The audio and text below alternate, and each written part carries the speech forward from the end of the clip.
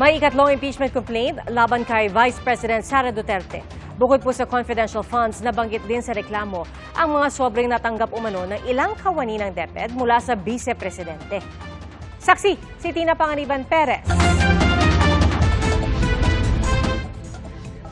Tatlong impeachment complaint na ang inihain sa Kamara laban kay Vice President Sara Duterte.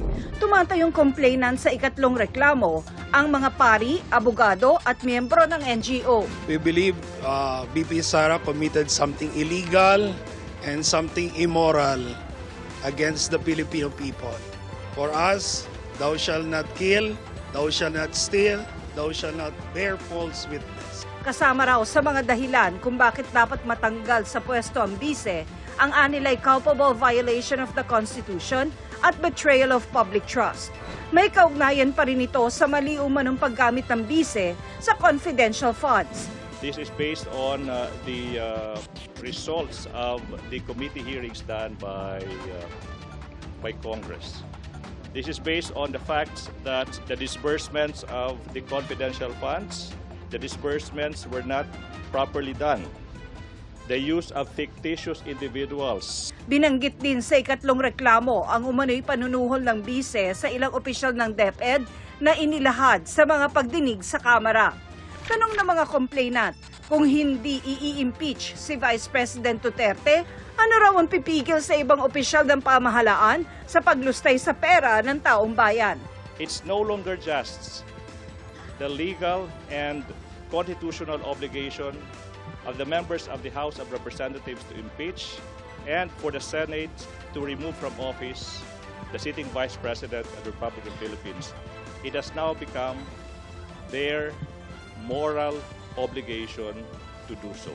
Inendorso na ni Camarines Sur 3rd District Representative Gabriel Bordado at Aambis OWA Party List Representative Lex Anthony Chris Colada ang ikatlong impeachment complaint. Sabi ni Bordado, walang sino man kahit anong ranggo o impluensya ang mas nakatataas pa sa batas. Ayon kay House Secretary General Reginald Velasco, hindi pa niya natatransmit ang naunang dalawang impeachment complaints sa Office of the Speaker. At gaya ng naunang dalawang impeachment complaints, ang ikatlong reklamo ay ire-review ng Legal Department ng Kamara. Sinusubukan pa ng GMA Integrated News na makuha ang panig ni Vice President Duterte. Pero ilang beses na rin niyang iginiit na walang naging mali sa paggamit ng OVP ng confidential funds. Dati na rin niyang itinanggi ang alegasyon ng panunuhol. Nauna na rin niyang sinabi na haharapin niya ang anumang reklamo o kaso laban sa kanya. Para sa GMA Integrated News, ako si Tina Panganiban Perez, ang inyong saksi. Ipinababasura sa korte ni Pandi Bulacan Mayor Enrico Roque at dalawang kapwa-akusado ang arrest warrant laban sa kanila kaugnay ng kasong rape. Saad nila sa mosyong inihain sa Caloocan Regional Trial Court, gawa-gawa at may bahay ng politika ang paratang. Hindi rin umano binigyan ng pagkakataong maipaalam sa mga akusado ang mga detalye ng isinampang kaso laban sa kanila na labagaan nila sa kanilang karapatan. Hiniling din nila sa korte na ibalik sa prosekusyon ang kaso para muling imbestigahan. Sisilipin ni Pangulong Bongbong Marcos ang mga insertion o pagbabagong inilagay ng mga mambabatas sa 2025 national budget na wala po sa orihinal na proposed budget ng ehekutibo. Ayon pa sa Pangulo, hindi niya ibabalik ang budget sa Kongreso, taliwas sa mungkahi ng ilan. Saksi, si Ian Cruz. Sa gitna ng mga puna sa mga dinagdagan at binawasan ng alokasyon sa panukalang 2025 national budget, lumabas sa mga mungkahi na ibalik sa BICAM ang budget para maayos ang mga probisyon. Pero sabi ni Pangulong Bongbong Marcos, wala sa procedure yan. There is no procedure to return it to the BICAM. It's up to us now to look at the items and to see what are appropriate, what are relevant, and what are the priorities. Kasama sa sinisilip ng Pangulo at kanyang gabinete ang anyay insertions na ginawa ng mga mambabatas o yung wala sa orihinal na National Expenditure Program na proposed budget na isinumite ng ehekutibo. Talaga bang kailangan? Baka yung iba kailangan, hindi naman kailangan ba pwedeng i-defer? May mga napuna rin daw sila sa ilan sa project proposals. We are starting to see some project proposals that do not have the appropriate program of work, hindi walang appropriate na documentation, hindi maliwanag kung ano saan pupunta ang pera. Kaya yun ang liliwanagin natin. Ayon sa Pangulo, hindi maiiwasang mag-veto siya sa ilang probisyon ng panukalang 2025 national budget para maging akma sa prioridad ng gobyerno ang magiging budget sa susunod na taon.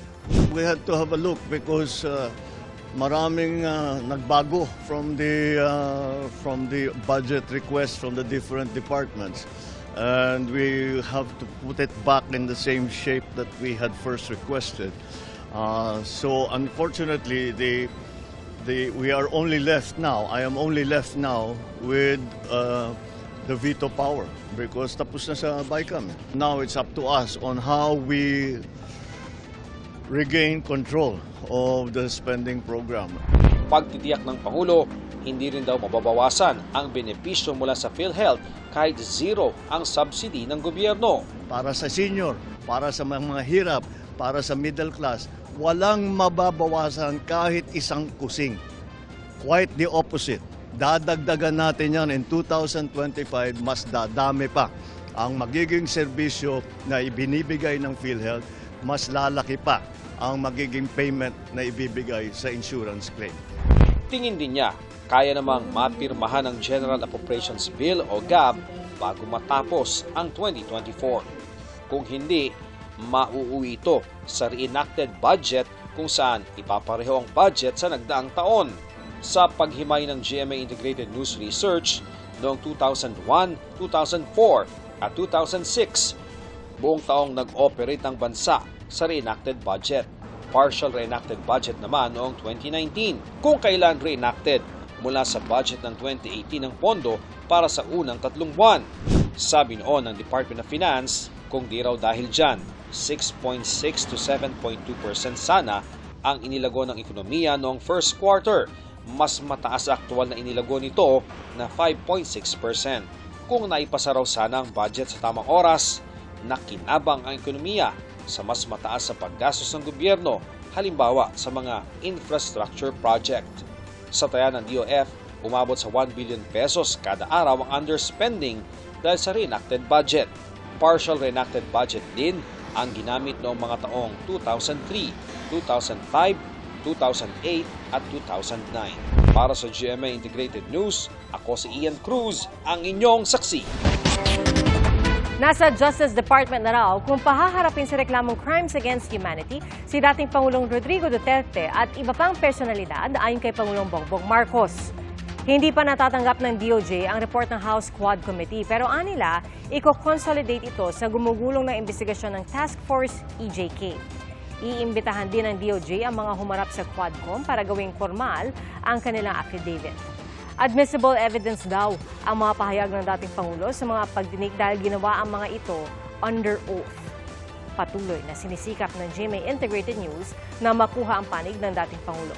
At pinag-aaralan naman ng DOJ kung may epekto ang gagawing case build-up sa investigasyon ng International Criminal Court o ICC. Nabisto sa ilang pamilihan ang sobrang umunong patong sa presyo ng bigas. Pati ang ilang pangunahing bilihin nagmahal ngayong papalapit na ang Noche Buena. Saksi, si Maki Pulido.